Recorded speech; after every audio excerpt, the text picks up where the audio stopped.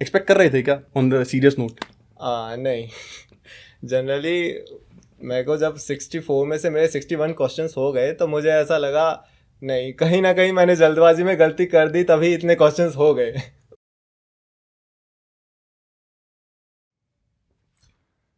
नमस्कार एस्पिरेंट्स, आज जो हमारा वीडियो है वो बहुत इंपॉर्टेंट होने वाला है क्योंकि आज जो हमारे साथ है वो है आकाश टील। इनका तारुफ आपसे कर रहा हूं, उससे पहले आपको जस्ट स्मॉल ग्लिम्स दे देता हूं। इन्होंने इनकी कॉलेज टाइम पे बहुत सी बैकलॉग के साथ अपनी डिग्री हासिल की, लेकिन जो इनका जंप है वो काबिले तारीफ है। वो बैकलॉग से इन्होंने सीधा गेट AIR 1 का जो सफर था उन्होंने तय किया है। खुशी की बात ये दूसरी एक और भी है कि इनका जो बैकग्राउंड है वो बहुत हम्बल है। ये किसान परिवार से आते हैं, तो इससे ये पता चलता है कि कोई भी बंदा अगर वो ठान ले तो AIR 1 रैंक ला सकता है। अब ये वीडियो बहुत इंपॉर्टेंट इसलिए होगा क्योंकि आज हम इनसे जानेंगे कि इनकी स्ट्रेटेजी क्या थी कि इनके पास AIR 1 आया, कैसे प्रिपरेशन किया, क्या किया, वो सब आज हम इनसे जानेंगे। उसी के साथ वीडियो को स्टार्ट करूं उससे पहले थैंक यू आकाश कि आपने टाइम निकाल के हमारे साथ आए। Thank you Deep for inviting me. Start करूं उससे पहले थोड़ा सा बहुत शॉर्ट आप डिस्क्रिप्शन दे सकते हैं अपने बारे में, क्योंकि दूसरी चीज़ें बहुत ज़्यादा हैं आपकी जानने में कि आपकी प्रिपरेशन। तो पहले कि आप थोड़ा सा अपने बारे में बताएं कि आपकी बैकग्राउंड क्या है। दीप, मैं राजस्थान में एक विलेज से बिलोंग करता हूँ, बुकरका विलेज। वो हनुमानगढ़ डिस्ट्रिक्ट में है। मैंने अपनी कॉलेज NIT कुरुक्षेत्र से की और BTech इलेक्ट्रिकल मैंने वहाँ से कंप्लीट की। उसके बाद में मैं डायरेक्टली गेट के लिए एम करना शुरू कर दिया। प्रिपरेशन उसी की थी? प्रिपरेशन के लिए मैंने शुरू किया और मैंने firstly made easy coaching institute को ज्वाइन किया था 2017 में आफ्टर ग्रेजुएशन। और 2018 में मेरे जो गेट मार्क्स थे वो थे 1000 गेट मार्क्स और गेट रैंक जो मैं कहूँ वो थी 1078। ओके। सो आफ्टर दैट जो सबसे बड़ा सपोर्ट मेरे लिए था वो मेरे फादर थे, क्योंकि उन्होंने मेरी प्रिपरेशन देखी थी उस वक्त जब मैं गेट की प्रिपरेशन कर रहा था, जब मैं घर पे था। तो उन्होंने मुझसे कहा कि बेटा तू कर सकता है, तू नेक्स्ट टाइम और भी अच्छा कर सकता है, तू कोई बात नहीं, 1 साल और लगेगा, तू प्रिपेयर कर। तो सबसे बड़ा मोटिवेशन मेरे लिए उन्हीं का था और उन्हीं के सपोर्ट से मैंने नेक्स्ट बार फिर से ट्राई किया। But due to certain circumstances मुझे फीवर था उस वक्त 2019 के गेट के पेपर में, इसलिए मेरी रैंक स्लाइड कर गई थी नीचे। ये बहुत इंपॉर्टेंट था कि इतने लंबे समय तक आपने संयम बनाई रखा। मीन्स 2017 में आपने गेट रैंक जो भी था वो आपका फर्स्ट अटेम्प्ट था, उसके बाद आपने 2021 के अंदर 4 साल लगे रहे और at the end first rank लाके ही रहे। ये जानना था कि अमूमन लोग ऐसा चेक करते हैं कि भाई मेरा रैंक क्या होगा, रैंक प्रेडिक्ट करें। आपने कभी रैंक प्रेडिक्ट किया था क्या? आपको पहले से अश्योर थे कि आपका रैंक बनाने वाला? नहीं दीप, मैं कभी अपनी रैंक प्रेडिक्ट किसी भी एग्जाम के बाद नहीं करता हूँ और ना ही मैं मार्क्स कैलकुलेट करता हूँ अपने, क्योंकि मेरा मानना है कि अगर आपने मार्क्स कैलकुलेट किए और अगर आपसे कोई सिली मिस्टेक्स हुई है तो वो आपके सबकॉन्शियस माइंड में रह जाती है और आपकी नेक्स्ट जो एग्जाम है उसमें वो इफेक्ट करती है प्रिपरेशन में थोड़ी बहुत, क्योंकि हर वक्त आप ऐसा सोचते रह सकते हैं कि मैं अगर ऐसी सिली मिस्टेक नहीं करता तो मैं बेटर कर सकता था पिछले एग्जाम में। तो वो चीज़ें नहीं सोचनी चाहिए और नेक्स्ट एग्जाम जो आ रहा है केवल उसकी प्रिपरेशन में लगे रहो आप, और पिछला जो हो गया वो हो गया, उसको ना बदल सकते हैं ना आपके रैंक से उसका रैंक पे फर्क पड़ेगा आपके सोचने से। तो इससे बेटर होता है कि आप मार्क्स कैलकुलेट, आपकी मर्जी है, सबका होता है, बट मेरा ये मानना है कि मार्क्स कैलकुलेट नहीं करने चाहिए और आपका नेक्स्ट प्रिपरेशन में आप लग जाइए। तो आप पिछला पेपर जो हो गया वो आप दे चुके हैं, आप नेक्स्ट पेपर की प्रिपरेशन करिए और इत्मीनान से करिए। ये मत सोचिए कि आपके पिछले पेपर में रैंक क्या आएगी, आप बस लगे रहिए कि आपको कहीं ना कहीं आगे पहुंचना है। मीन्स जब मेरी बारी थी तो मैं तो हमेशा हर एक रैंक जितने भी प्रेडिक्टर थे सब में चेक करता था, लेकिन वो बात सही है कि मुझे अभी भी याद है कि मेरा एक क्वेश्चन था कि जो कि 2 मार्क में पूछा था और वो एकदम बेसिक था कि भाई पेपर को शिफ्ट करेंगे तो हाफ होगा, उसके बाद शिफ्ट करेंगे तो 1/4 होगा, लेकिन वो मैंने बेसिक क्वेश्चन को गलत किया और कितने दिनों तक मुझे वो याद रहा कि यार वो गलत कर जाता। और सब्सिक्वेंट बात राइट भी है कि टाइम बिगड़ता है, लेकिन ये बहुत अच्छी बात थी कि ऐसे उसमें टाइम वेस्ट नहीं करना चाहिए। बहुत से जो लोग जो देख रहे हैं, ये आकाश के साथ सब मैं कल बात कर रहा था तब मुझे पता चला ये एक्चुअली में अननोन नंबर को रिसीव नहीं करते, तो उसी के साथ जो एक स्टोरी थी इन्होंने मुझे कल कही थी, मैं चाहूंगा कि आप लोगों को कहे, क्योंकि वो बहुत रोमांचक स्टोरी थी और मैं चाहूंगा कि लोगों को पता चले कि ऐसा होता है। तो जनरली मैं अननोन नंबर्स को पिकअप नहीं करता हूँ। तो एक शाम जब मैं अपनी मदर के साथ बैठा था तो फ़ोन आया मुझे गेट के, जिस दिन गेट का रिज़ल्ट आया था उससे 6 PM इवनिंग में मुझे कॉल आया एक लैंडलाइन नंबर से, बट मैंने उसको पिक नहीं किया। सिंस मेरी मदद मेरे पास में बैठी थी, उन्होंने मुझे सजेस्ट किया कि तुम ये कॉल पिक कर लो, किसी का आ रहा होगा, बट मैंने फिर भी नहीं किया। मैं कहा कोई होगा अननोन नंबर, छोड़ो। फिर क्लियर होगा। फिर मेरी मदर ने कॉल पिक किया और उन्होंने जब सामने से IIT बॉम्बे से एक अथॉरिटी ने जब मेरा नाम पूछ के मेरे बारे में पूछा, तो मेरी मदर ने मुझे कॉल पकड़ाया। और जब IIT के उस अथॉरिटी ने जब मुझे अपनी गेट रैंक बताई तो first of all I didn't believe. मुझे ऐसा लगा कोई फिरकी ले रहा है। करेक्ट, ऐसे एकदम कहाँ से कॉल आ गया? क्योंकि गेट के एग्जाम्स के बाद में काफ़ी मैसेजेस भी आते हैं हमें, फेक मैसेजेस जो हैकर्स और स्कैमर्स नंबर्स तो सबके पास होते हैं, नंबर्स हो जाते हैं। तो मुझे लगा कोई फिरकी ले रहा होगा। तो इसलिए मैंने एक बार के लिए अपने मन को बनाए रखा कि कोई हो सकता है फिरकी ले रहा हो। जब मैं मेरी मदर को बताया तो वो तो ओवर एक्साइटेड होगी, बट मैंने उनको भी कहा कि आप रुकिए जरा, थोड़ा इंतजार कीजिए। उसके बाद में जब मार्क्स गेट की तब तक रिजल्ट नहीं आया था ना, डिस्प्ले नहीं होता। रिजल्ट 8 o'clock या 8:30 पे आया था शाम। और ये कॉल पहले आ जाता है? हाँ, पहले 2 घंटे या 3 घंटे पहले वो कर देते हैं, टॉपर्स को कॉल करके बता देते हैं कि इंटीमेट कर देते हैं कि आपकी रैंक फर्स्ट है। सो उसके बाद फिर मतलब जब रैंक आई तब everybody was happy, including me and my mother. Everybody was very happy about that.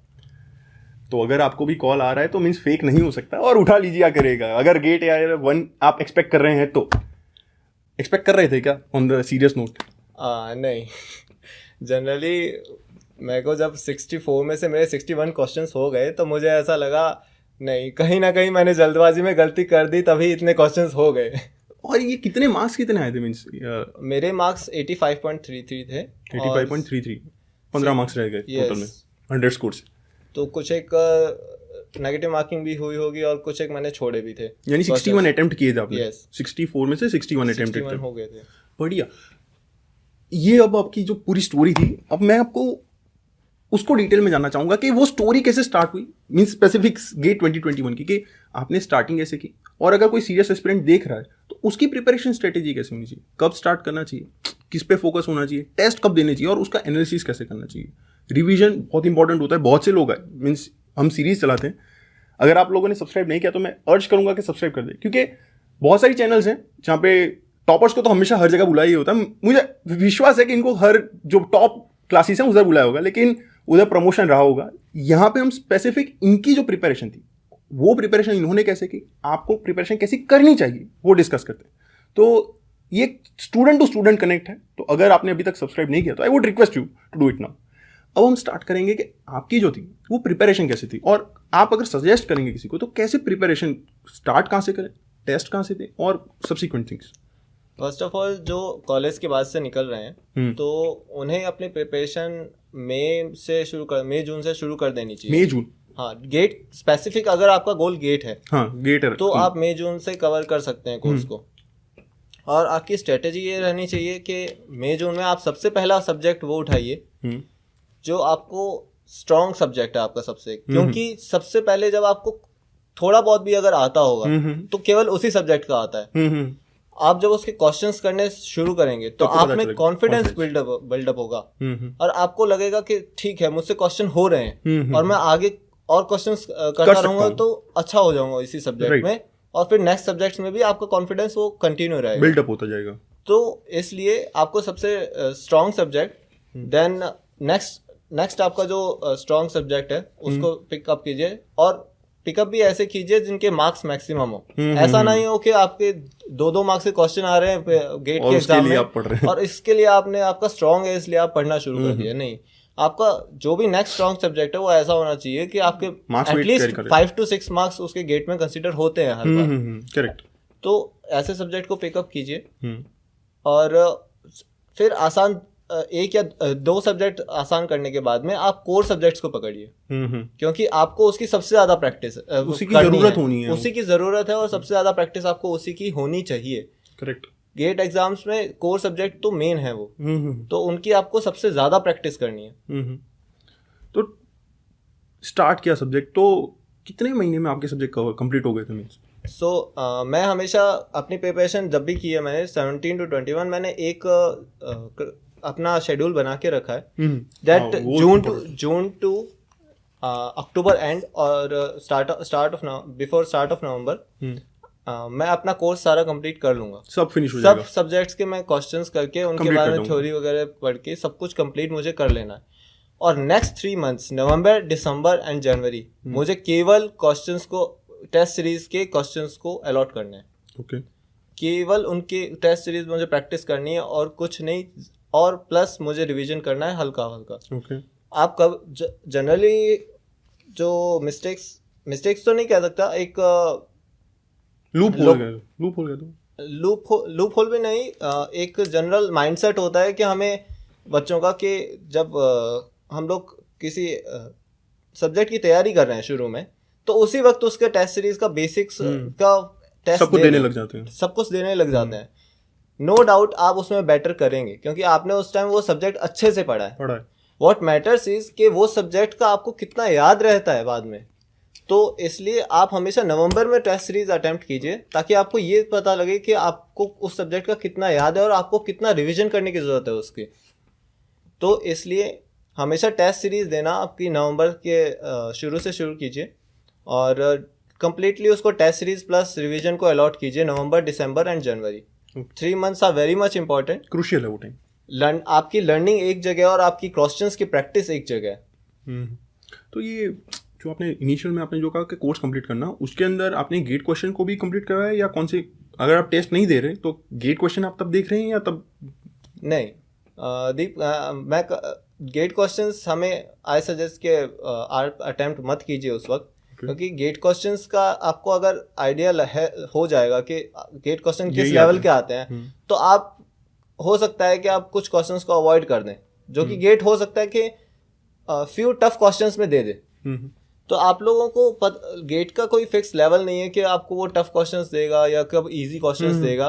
तो इसलिए गेट के क्वेश्चंस के अकॉर्डिंग आप प्रैक्टिस मत कीजिए, गेट के क्वेश्चंस को आप अवॉइड कीजिए उस वक्त। तो फिर जैसे सब्जेक्ट पढ़ रहे हैं, सपोज मैं मेरे फील्ड की बात करूँ तो मैं हीट ट्रांसफर पढ़ रहा हूँ, तो अगर मैं गेट के क्वेश्चन नहीं देख रहा तो सिर्फ थियरी पढ़ रहा हूँ या फिर मैं सम कर रहा हूँ या नहीं कर रहा हूँ? नहीं, आप डिफरेंट रेफरेंस बुक देखिए, उनसे क्वेश्चंस कीजिए और कभी भी क्वेश्चंस रिपीट मत कीजिए उसके। आप वैरायटी लीजिए। आप जून टू नवंबर आपको 3 चीजें ध्यान रखनी है। फर्स्ट ऑफ ऑल, आपको कभी भी क्वेश्चंस रिपीट नहीं करने हैं। ओके।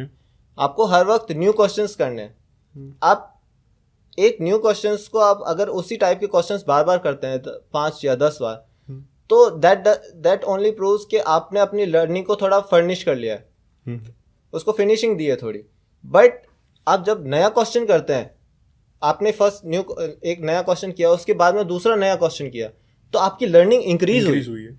आपकी लर्निंग को फिनिशिंग की जरूरत नहीं है। आपने 1-2 क्वेश्चंस आप प्रैक्टिस कर लीजिए उसी टाइप के, तो आपकी थोड़ी बहुत फिनिशिंग हो जाएगी, that is enough. Generally college के बोर्ड में ऐसा होता है कि जो पैटर्न सेम रहती है तो लोग वही रिपीटेबिलिटी को मैटर करता है वहाँ पे, तो गेट में वो नहीं करना चाहिए आई गेस। नो, आप हमेशा न्यू क्वेश्चंस को प्रैक्टिस कीजिए। सेकेंडली, मैं सजेस्ट करूँगा कि जनरली हम सोचते हैं कि हमारा एग्ज़ाम हो जाएगा, हमारा गेट रैंक आ जाएगी, उसके बाद में नौकरी लग जाएगी, now life will be fun.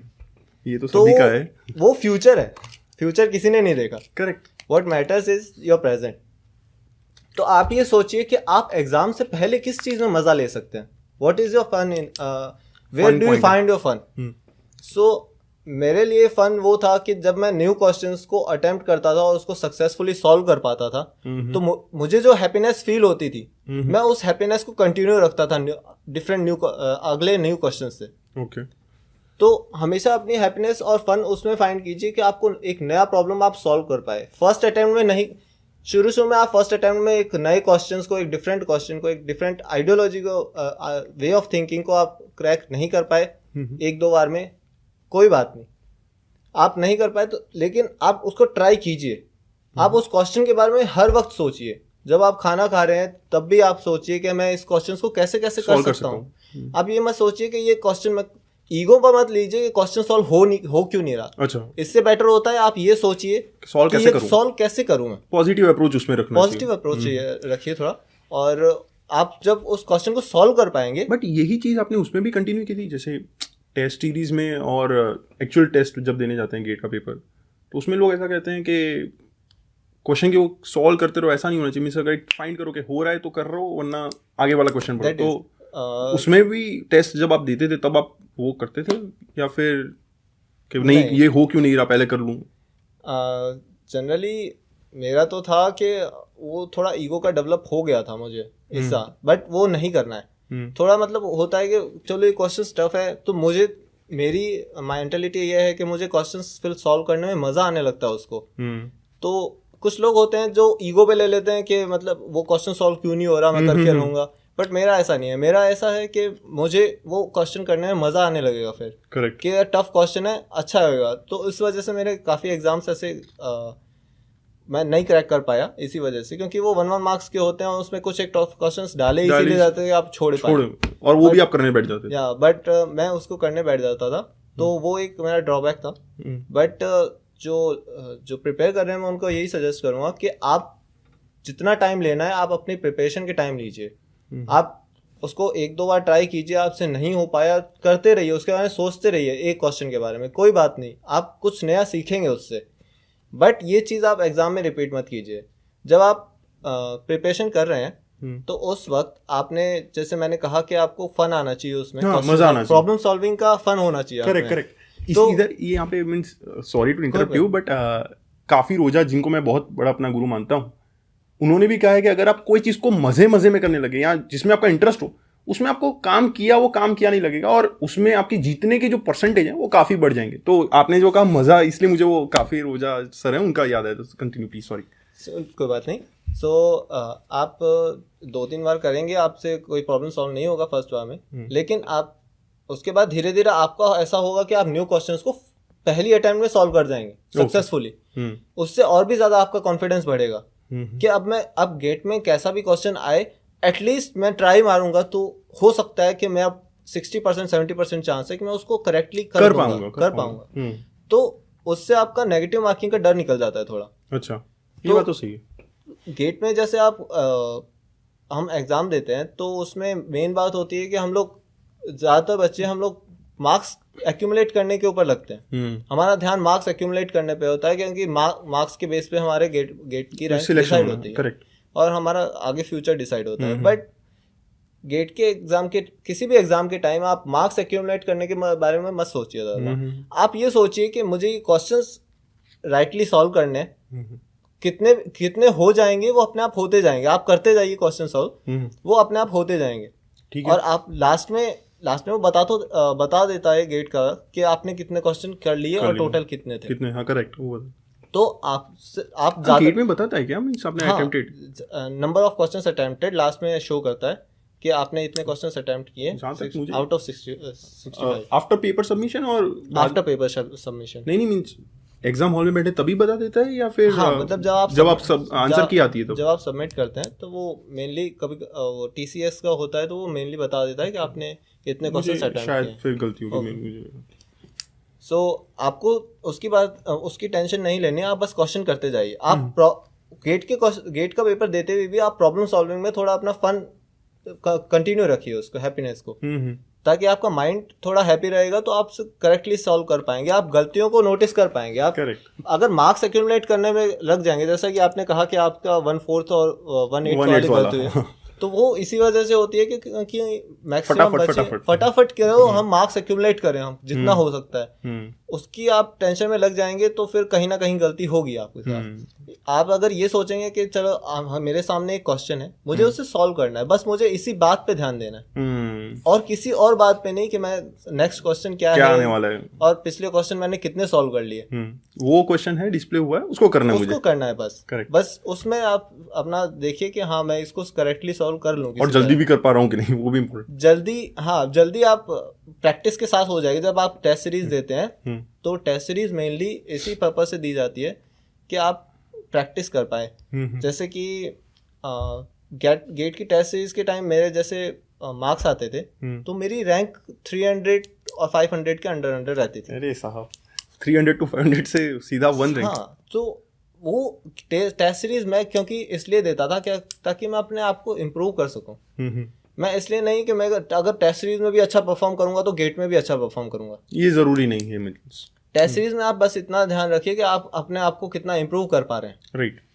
तो स्पीड इंप्रूव हो रही है। हाँ, धीरे धीरे जैसे 500 से शुरू होता था तो कभी कभी 800 भी चला जाता था क्योंकि गलतियां ज्यादा हो जाती थी, बट फिर उनसे सुधार होता था तो कभी कभी अंडर 200 भी आ जाती थी रैंक। ओके। तो गेट की टेस्ट सीरीज देने से या उसकी रैंक से आपके गेट के पेपर पे इतना ज़्यादा फर्क नहीं पड़ता है। ओके। तो ये जो भी एस्पिरेंट देख रहे हैं ये बहुत सीरियस पॉइंट था कि मींस जनरली लोग ऐसा सोच लेते हैं कि भाई जो गेट में मींस टेस्ट में जो रैंक आ रही है वही फाइनल रैंक आती है, तो ऐसा अमूमन केस में होता होगा, इस केस में तो नहीं हुआ जो कि मेरे को पता चल रहा है। जो आपने रिवीजन के बारे में बोला कि भाई रिवीजन आपने नवंबर टू जनवरी और टेस्ट भी आपने उसी के अंदर इंक्लूड बोला, तो दोनों चीजें साथ में कैसे करेंगे? मीन्स पहले 1 महीना रिवीजन फिर टेस्ट, ऐसा नहीं। सो मैं आपको नवंबर की मेरी स्ट्रेटेजी बताता हूँ, नवंबर दिसंबर की। okay. सो मेरे 11 सब्जेक्ट्स होते हैं हमारे इलेक्ट्रिकल में। सो मैंने हर एक सब्जेक्ट को 2-2 दिन दिए। 2 दिन पर मंथ? 2 दिन पर मंथ। okay. सो 22 डेज हो गए। और 22 डेज भी ऐसे जैसे मैंने फर्स्ट सब्जेक्ट अगर शुरू किया है तो उससे 1 दिन पहले मैं उसका रिवीजन करूंगा। 1 दिन पहले revision. Okay. Just a brief और ओवरव्यू ऑफ दिस सब्जेक्ट कि मैं जल्दी से रिवीजन कर लूंगा उसका कि अच्छा ये ऐसे ऐसे होता है, ये चीज़ें मुझे ध्यान रखनी है। मैं अपना नवंबर 1 को बेसिक फर्स्ट पेपर दूंगा बेसिक कैटेगरी का। सो उसके बाद मैं अपना एनालिसिस करता था और एनालिसिस के बाद जहाँ भी गलतियाँ हुई है मैं उसको पॉइंट आउट कर लेता था कि मैं यहाँ गलती कर रहा हूँ, ये सिली मिस्टेक्स है मेरी और इन चीज़ों पे मुझे ध्यान देना है। उसके बाद मैं फिर से उसी सब्जेक्ट को रिवाइज करता था जहाँ पे मेरी सिली मिस्टेक्स हुई हैं और जो मुझे वीक एरियाज हैं उसी को वापस रिवाइज करता था। उसके बाद मैं 1 दिन का गैप लेता था ताकि मैं अपना रिविजन एनालिसिस उसमें कंप्लीट कर पाऊँ फर्स्ट सब्जेक्ट का, प्लस सेकंड जो सब्जेक्ट का मुझे टेस्ट देना है थर्ड डे उसका भी थोड़ा रिवीजन, हाँ उसका रिवीजन कर पाऊँ थोड़ा पहले। तो ऐसे ही मैं कंटिन्यू रखता था 22 डेज के लिए। ठीक है। ताकि मेरे सारे सब्जेक्ट्स कवर हो जाएंगे 1 महीने के अंदर ही। 1 महीने के अंदर, वो भी बेसिक कैटेगरी बेसिक कैटेगरी के सारे सब्जेक्ट्स मेरे पूरे हो जाए। उसके बाद मैं थोड़ा सा जनरल रिवीजन करता था, जैसे 8 या 7 डेज आपने जनरल रिवीजन कर लिया या फिर कुछ और सारे सब्जेक्ट्स का कंबाइन हो गया। हाँ, आप गेट के क्वेश्चंस भी प्रैक्टिस कर सकते हैं उसी टाइम में। उसी टाइम पे कि आपको आइडिया लग जाएगा क्वेश्चंस हैं कैसे। तो गेट के क्वेश्चंस भी आप उसी वक्त प्रैक्टिस कीजिए ताकि आपका क्वेश्चंस का प्रैक्टिस छूटे ना। ठीक है। और गेट के क्वेश्चंस उस वक्त में करना बेस्ट है। ओके। तो ये तो 1 महीने में ही खत्म हो गया मींस। सो नेक्स्ट दिसंबर मंथ में मैं फिर एडवांस जो टेस्ट उसमें सेक्शन होता है, अलग टेस्ट डिफिकल्टी लेवल बढ़ जाता है। हाँ, डिफिकल्टी लेवल उसका बढ़ जाता है। तो वही सेम प्रोसेस 22 डेज में अलॉट करता था और उसका एनालिसिस और प्लस रिवीजन सब्जेक्ट का। इससे नवंबर और दिसंबर में एक ही सब्जेक्ट का मेरा 2 बार रिवीजन हो जाता था, प्लस मैं उसका टेस्ट भी अटेम्प्ट कर पाता था, एनालिसिस भी कर पाता था उस टेस्ट का। ये तो वो क्रिकेट मैच के जैसा हो गया, पहले इजी मोड पे खेलो फिर हार्ड मोड पे खेलो। तो फिर उस हिसाब से तो सब्जेक्ट और टेस्ट आपने दे दी यहाँ पे और पहले रेफरेंस आपने पढ़े, तो जो फाइनल टेस्ट मैं एज्यूम कर रहा हूँ कि वो जनवरी में ही आपने दिए होंगे। जनवरी में फुल टेस्ट जितने भी फुल टेस्ट बाकी हैं और रिमेनिंग गेट के क्वेश्चंस जो भी क्वेश्चन बैंक से जो भी previous year GATE question bank की पूरी बुक आती है उसको उसमें 1 महीने में सॉल्व करते वो सॉल्व करते जाइए आप, ताकि आपको गेट का भी थोड़ा आइडिया रहे कि कैसे कैसे क्वेश्चंस आ सकते हैं और क्या क्या नए टॉपिक्स, क्या क्या नए वे ऑफ थिंकिंग इन्होंने अप्लाई किए हैं। करेक्ट। अगर मैं पूरा समराइज करूं तो कह दीजिएगा अगर कुछ पॉइंट मैं मिस कर रहा हूं तो। जून से स्टार्ट किया, नवंबर तक कोर्स कंप्लीट किया और रेफरेंस बुक के क्वेश्चन सॉल्व किए। नवंबर में बेसिक टेस्ट, दिसंबर में एडवांस टेस्ट और जनवरी में फुल सिलेबस टेस्ट आते दिए। ये हो गई एक प्रिपरेशन की बात। तो अगर इसमें कोई बच्चा ऐसा है जैसे फर्स्ट टाइम ही दे रहा है, तो उसको जैसे अब तो थर्ड ईयर के अंदर भी वो लोग एस्पिरेंट्स एग्जाम दे सकते हैं, तो एकदम सी कॉमन सी बात है कि उसके सारे सब्जेक्ट्स तो कंप्लीट हुए ही नहीं है, उसको पता भी नहीं होगा। तो उस केस में अगर वो पेपर देने जा रहा है तो क्या करके जाना चाहिए? मीन्स ऐसे कुछ सब्जेक्ट अपने सेल्फ टेस्ट के लिए जाना चाहिए कि भाई मैं ये सब्जेक्ट पढ़े हैं, इस सब्जेक्ट में मेरे मार्क्स कितने आ रहे हैं, वैसे ही करना चाहिए, या फिर एक हवा में सारी बुक के सारे सब्जेक्ट देख के जाएं? नहीं, आपने जितने भी प्रिपरेशन कर ली है आप केवल उसी को फर्निश करने में फोकस करना चाहिए, फोकस करने कीजिए। आप नए सब्जेक्ट्स, ऐसा ना हो कि आप नए सब्जेक्ट्स उठाने के चक्कर में पुराने सब्जेक्ट्स को अफेक्ट कर दे आपके पेपर में। तो इससे बेटर है कि आप उसके क्वेश्चंस प्रैक्टिस कीजिए जितने हो सके। आपका ऐसा नहीं है कि कोई नया सब्जेक्ट आपने उठा लिया है फिर उसको पढ़ रहे हैं कि मैं कुछ एक्स्ट्रा नॉलेज गेन कर लूँगा तो एप्लीकेशन हो जाएगा ऑटोमेटिकली। वो नहीं हो पाता ज़्यादा, मतलब कुछ कुछ केसेस में हो जाएगा अगर डायरेक्ट आपको थियोरेटिकल क्वेश्चन आ गया तो। बट उसके ऊपर आप डिपेंड कर रहे हैं इस चीज़ को कि आप 2 मार्क्स के अपने सेक्रीफाइस कर रहे हैं उस स्ट्रॉन्ग सब्जेक्ट को जो आपने पहले से पढ़ रखा है। तो इससे अच्छा होता है कि आप उसके क्वेश्चंस प्रैक्टिस कीजिए। आपसे जितना हो पाएगा आप कर देंगे। वहाँ पे टेस्ट सीरीज में आप क्वेश्चंस प्रैक्टिस करेंगे, आपको पता लग जाएगा कि मतलब कितना मैं कर पा रहा हूँ, जो मेरे को पार्ट याद है मैं उसका कितना कर पा रहा हूँ। उसके बाद अगर आपके पास थोड़ा बहुत टाइम बचता है तो आप सिंपल सब्जेक्ट्स जो जल्दी कवर हो सकते हैं वो कवर कर लीजिए, कोई उसमें प्रॉब्लम नहीं है। अब हम क्लोजर के तब तो आ ही गए हैं, बट मैंने ये लास्ट टाइम भी कहीं तो देखा था कि लास्ट ईयर या लास्ट टू लास्ट ईयर कोई टॉपर था, वो भी सेम, उसकी भी बैक थी और बैक से सीधा जंप मार के AIR बन था। तो आपको कैसा शिफ्ट लगा? आपको ऐसा सोचा था कभी भी कि मीन्स इतनी बैक है उसको क्लियर किया और सीधा फर्स्ट रैंक? और दोस्तों के अंदर रिएक्शन कैसे होगा? क्योंकि जनरली लोग ये सोचते हैं ना कि भाई कॉलेज का ये टॉपर है तो ये यहाँ पे टॉप करेगा। आपका तो एकदम ऑपोजिट ही हुआ है कि मीन्स उधर बैक थी, इधर सीधा फर्स्ट रैंक है। बैक का मैं बैक को इतना सीरियसली नहीं लेता उस वक्त, क्योंकि बैक को मैं क्लियर कर लिया था कॉलेज से पास आउट होने से पहले। तो बैक का तो ऐसा था कि चलो कोई बात नहीं, कॉलेज का लेवल थोड़ा अलग होता है, एग्जाम का लेवल जैसा अलग होता है, जैसे हमारा 12th का लेवल थोड़ा अलग होता है और IIT JEE और उनके एडवांस का लेवल थोड़ा अलग होता है, तो मेंटेलिटी को डिफर करता है थोड़ा। ओके, तो वो एक मोनोटोनस, हाँ वो अलग चीज़ है थोड़ी। और उसके बाद में आपकी हार्डवर्क ही आपका सक्सेस का राज है। और मैं तो 2-3 पॉइंट्स ही बताना चाहूँगा जो एस्पिरेंट्स हैं गेट एस्पिरेंट्स या फिर किसी भी कोई भी एग्ज़ाम हो। रिमेंबर वन थिंग कि आप अगर प्रॉब्लम सॉल्विंग और क्वेश्चन का आंसर देने में अगर फन महसूस कर रहे हैं तो मजा आएगा, देन आपका एग्ज़ाम क्लियर होने से कोई नहीं रोक सकता।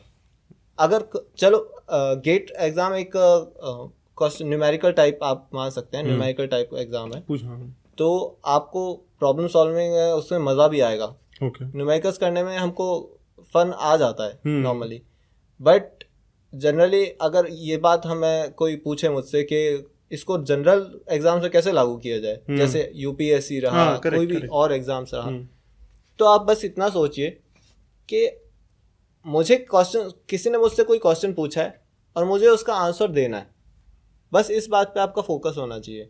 कोई ऐसा ना हो कि आप फील कर रहे हैं कि किसी ने क्वेश्चन दे दिया, चलो मुझे आंसर नहीं आता है आज, कोई बात नहीं, मैं कल पता करके दे दूंगा उसको आंसर।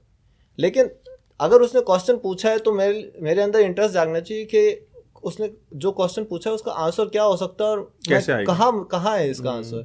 तो उसके क्वेश्चन के आंसर को जानने का जो पैशन होता है थोड़ा, वो रखिए आप, थोड़ी हैप्पीनेस रखिए कि मैंने क्वेश्चन का आंसर दिया। कुछ आपने कहा कि उसका आंसर कहाँ से आता है, तो मीन्स किसी के पास पूछने जाते थे या फिर ऐसे कोई साइट, मीन्स अगर मेरे को आंसर नहीं आता या आपको आंसर नहीं आता तो वो सर्च करते थे आंसर साइड बाय? तो कोई भी प्रिपरेशन के टाइम मैं सजेस्ट करूँगा जो अब सेल्फ स्टडी करते हैं बच्चे, उनका एक अच्छा फ़ायदा ये होता है कि उनको खुद से करना होता है सब कुछ।